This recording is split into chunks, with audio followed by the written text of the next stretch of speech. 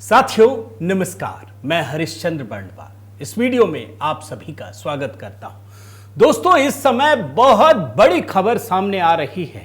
दिल्ली में, देश की राजधानी दिल्ली और उसमें भी लाल किले के सामने बहुत बड़े धमाके की खबर आप सभी ने जरूर सुनी होगी। दोस्तों, ये खबर तो डेवलप हो रही है। इस खबर में आप देखेंगे तो हिल जाएंगे। दोस्तों, ये तस्वीरें आप देख नहीं सकते, कहां क्या पड़ा है आप सोच नहीं सकते। पहले तो खबर आ रही थी कि एक कार में धमाका हुआ, अब ये क्या है, लेकिन जैसे ही आप तस्वीर देखेंगे तो बहुत सारी गाड़ियां भरी पड़ी हैं जिसमें आग लगी हुई है।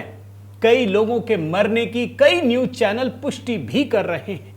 लेकिन दोस्तों, मैं आपके सामने एक बात जरूर रखना चाहूंगा। पिछले कई वर्षों से प्रधानमंत्री मोदी के खिलाफ लोगों को भड़काने की जो साजिश रची जा रही थी, कहीं ये उसी का हिस्सा तो नहीं है। बड़े गौर से समझिए, ये जो आग आप देख रहे हैं ना, मैं आपको दिखा नहीं सकता, लेकिन दिल्ली के लाल किला में अगर कोई धमाका होता है तो आप ये समझ लीजिए कि ये धमाका करने वालों की मंशा कितनी बड़ी है। उसे किसी बात का डर नहीं है, वो सिर्फ ये जानता है कि हमें प्रधानमंत्री मोदी को बदनाम करना है। और वो भी दोस्तों याद रखिए, कल बिहार का चुनाव है, दूसरे चरण का मतदान है और उससे पहले ठीक हुआ है। मैं आपके सामने जो राहुल गांधी ने कहा, क्या वो सच साबित हो गया? कुछ बयान मैं निकाल करके लाया हूं, आप सुनिए राहुल गांधी क्या कहते थे। पूरे देश में आग लगने जा रही है, भारत नहीं बचने वाला है। बड़े गौर से इस बयान को सुनिए दोस्तों, फिर आपको समझ में आएगा कि मैं जो कह रहा हूं वो कितनी बड़ी खबर है। लड़ाई शुरू हुई, आने वाले समय में आपको दिखेगा हिंदुस्तान में आग लगेगी। You need one spark and we'll be in big trouble. यहाँ पे आग लग जाएगी, आग लग जाएगी, याद रखना मेरी बात। एक बार नहीं, दो बार नहीं, कई बार ये बयान दिए गए हैं।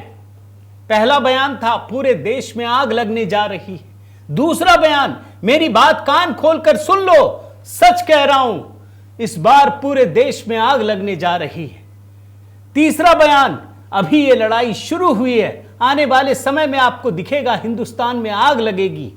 तीसरा बयान, you need one spark and we will be in big trouble, यहां पर आग लग जाएगी, आग लग जाएगी, मेरी बात याद रखना।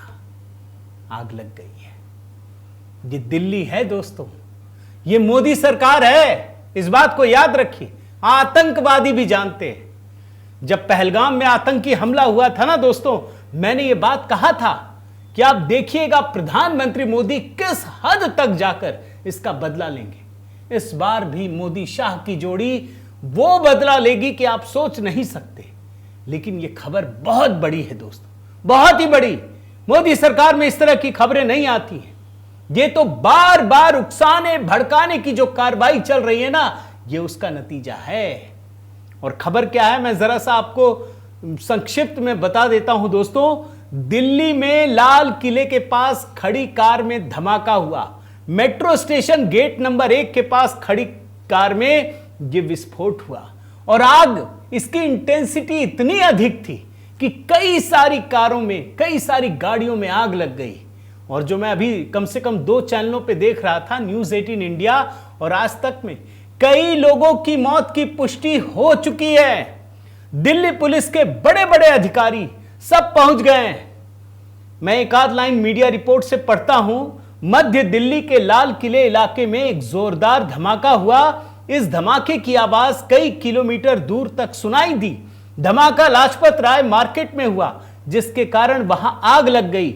लाल जैन मंदिर और आसपास की दुकानों के शीशे भी टूट गए। धमाके की आवाज बहुत तेज थी, यह आवाज कई किलोमीटर तक फैली। दोस्तों, मैं मानता हूं यह बहुत गंभीर खबर है। इस बार सचेत रहने की जरूरत इसलिए, याद रखिए, जब यूपीए की सरकार थी ना दोस्तों, तो बसों के आगे, गाड़ियों में ये लिखे होते थे कि आप जरा नीचे झांक कर देख लीजिए, कहीं कोई बम तो नहीं है। क्या फिर वही समय लाने की तैयारी हो रही है? क्या फिर से वही स्थिति पैदा करने की तैयारी हो रही है? दोस्तों, मैं जानता हूं प्रधानमंत्री मोदी और अमित शाह की जोड़ी इसको बर्दाश्त नहीं करेगी। तत्काल वहां पर एनआईए और एनएसजी की टीम पहुंच गई है। पूरी दिल्ली में हाई अलर्ट है, मुंबई में हाई अलर्ट है, हर तरह से कार्रवाई चल रही है। लेकिन जब यह खबर दिखा रहा हूं ना, आपको याद दिलाता हूं दोस्तों, एक दिन पहले, कल परसों की बात याद रखिए। आप जानते हैं इंडिया गेट पर क्या हुआ? प्रदूषण के नाम पर बड़ा आंदोलन खड़ा करने की साजिश चल रही थी। आप शायद नहीं देख पाए होंगे बिहार चुनाव को लेकर, लेकिन अचानक से इंडिया गेट में लोगों की भारी भीड़ जमा हो गई। समझ में नहीं आ रहा था ये क्यों है। बाद में पता चला ये प्रदूषण के खिलाफ नारे लगा रहे। क्यों भाई? जब तक केजरीवाल की सरकार थी तब तक प्रदूषण महसूस नहीं हुआ। इस सरकार को 1 साल भी नहीं हुआ है। और जानते हैं वहां क्या बोल रहे थे? गए थे प्रदूषण के नाम पर विरोध करने और बोल रहे थे वोट चोरी हो रही है। ये कौन सा प्रदूषण है? मैं तो हैरान हूं दोस्तों। ये मुझे बहुत बड़ी साजिश का हिस्सा नजर आता है। और आपको एक और चीज दिखाता हूं। भारत सरकार, राज्य सरकार किस तरीके से कार्रवाई कर रही थी। आपने ये खबर देखी? फरीदाबाद में 2900 किलो विस्फोटक बरामद हुआ है। 2900 किलो। और जो फरीदाबाद में हुआ ना, एक कश्मीरी डॉक्टर जो फरीदाबाद में रह रहा था, उसके घर से 360 किलो विस्फोटक और बड़ी संख्या में हथियार बरामद हुए। यह फरीदाबाद की कहानी बता रहा हूं मैं।